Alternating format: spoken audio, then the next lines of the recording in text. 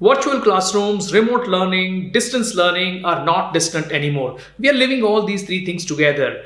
Teachers all over the world have adapted themselves to a changed circumstance which is being brought forward by the COVID 19 situation. And every day, teachers are learning new things. Every day, teachers are trying to be innovative. And every day, teachers are trying to make their lessons engaging, effective, and interesting for their students through distance learning mode. In this video, I'm going to share with you a few tips that are going to help you make your lessons even more engaging and effective. Coming up.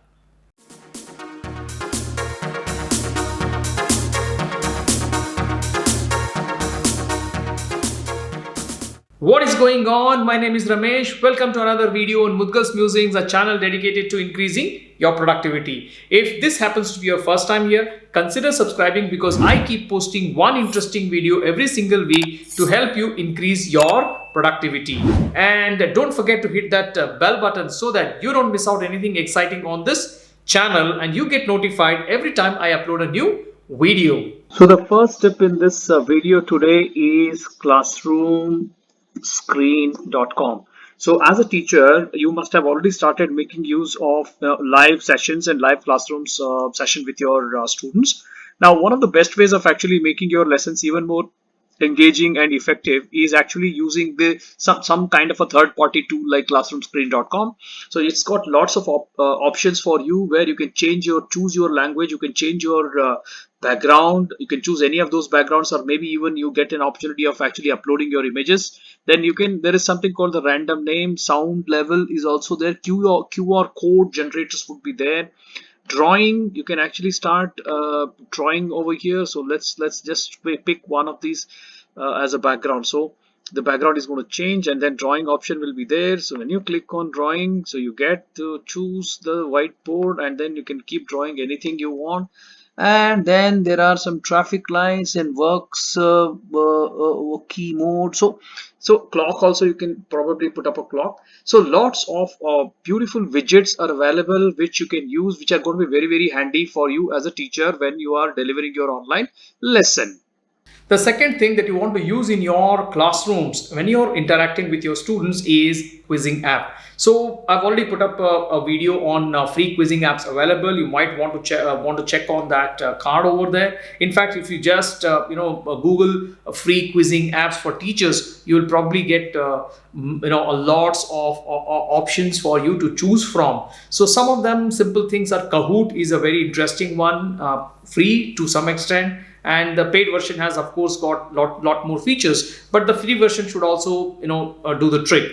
Then you have the Quizlet, you have the Quizalize, you have the Quizzes. Google Form itself can also be used as a quiz. So having a quiz in your lesson for plenaries or for as an introduction to before you begin the lesson, to understand, to assess the student's previous understanding, previous knowledge, and previous exposure to a particular subject content, subject matter, it would be very effective and very engaging, and it will create that engagement and curiosity among the students, and your students are going to be interested in the lessons. And of course, when they see their points going up or going down, especially going up, they are going to be very excited and they want to pay attention to the lesson that you're teaching because you will be giving them a quiz at the end of the lesson.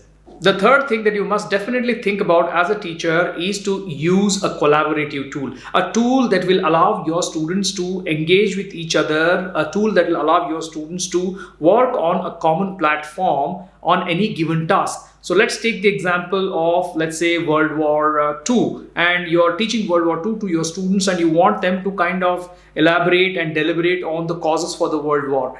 Now, typically in a regular classroom, they would probably be kind of, giving inputs one after the other. Each one of them would be analyzing the causes and presenting them to you. But that you may not have that kind of flexibility and freedom when you're doing an online lesson. So what can you do? You can actually you can create a Padlet for that, or you can create a Google Slides and share that Google Slides with all the students, make groups of students, make them responsible for different slides, and each one of those students is who's attending your classes can actually access the Google Slides or even PowerPoint Microsoft PowerPoint, if you're making use of Office 365, and if you have an account of Office 365, you will be able to, by making use of the online Microsoft PowerPoint, by making use of Google Slides, by making use of AHA Slides also, which is another a very interesting tool you might want to try, and most importantly, an easily and widely used tool, that is Padlet. These are collaborative tools that are going to engage your students. They will continue to discuss among themselves. They will continue to contribute. They will continue to explore even long after the lesson is over.